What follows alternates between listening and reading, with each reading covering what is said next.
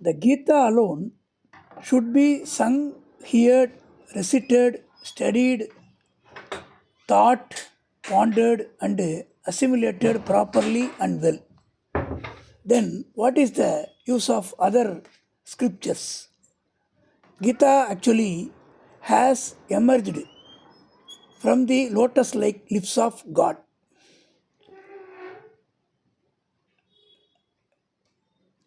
Gita has emanated from the lips of the same Lord from whose navel Brahma took his birth, and Vedas, which are the source of all the scriptures, were revealed through the mouths of Brahma. In reality, Gita is superior even with compared to Ganga.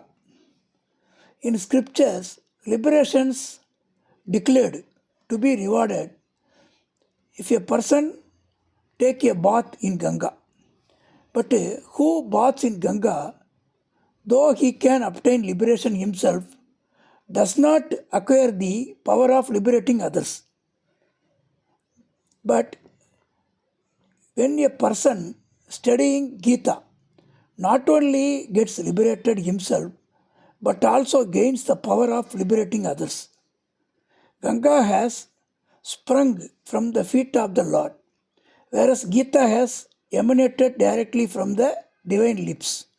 Again, Ganga liberates him alone who goes to it and takes a plunge in its waters.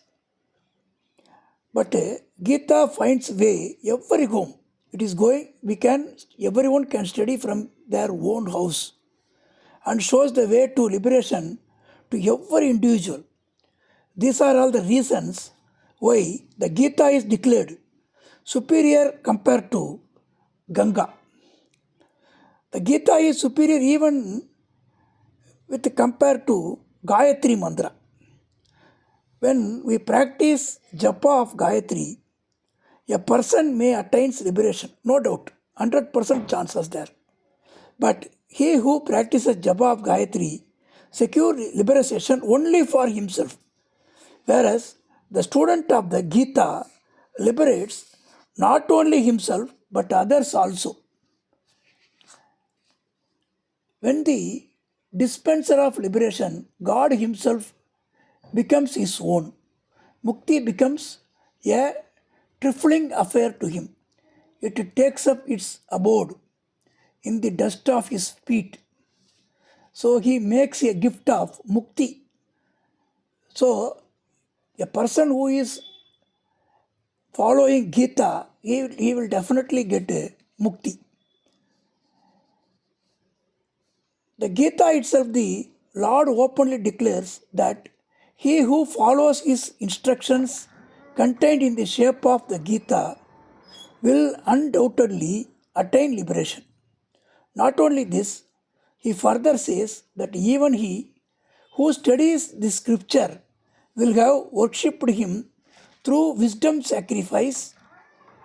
When such in the value of mere study of the Gita, what shall be we say of man who has molded his life according to the teachings, initiates God's devotees into the secrets and disseminates and propagates its teaching among them. It is not an exaggerated word. He is dearer to the God and than his very life.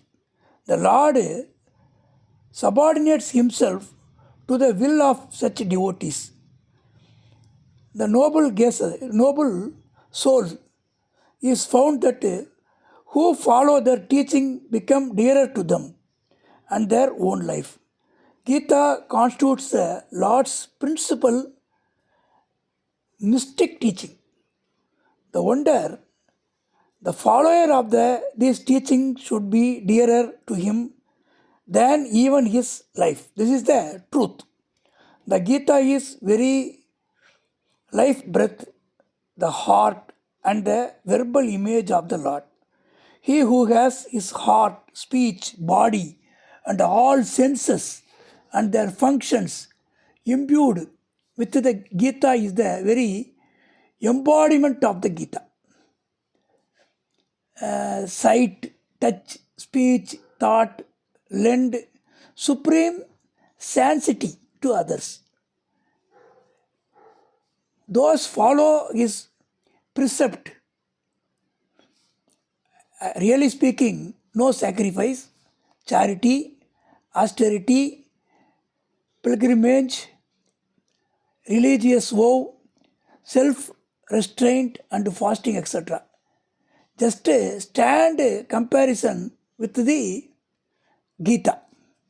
The Gita contains words directly from the Bhagavan Sri Krishna. Its compiler is Maharishi Vyasa.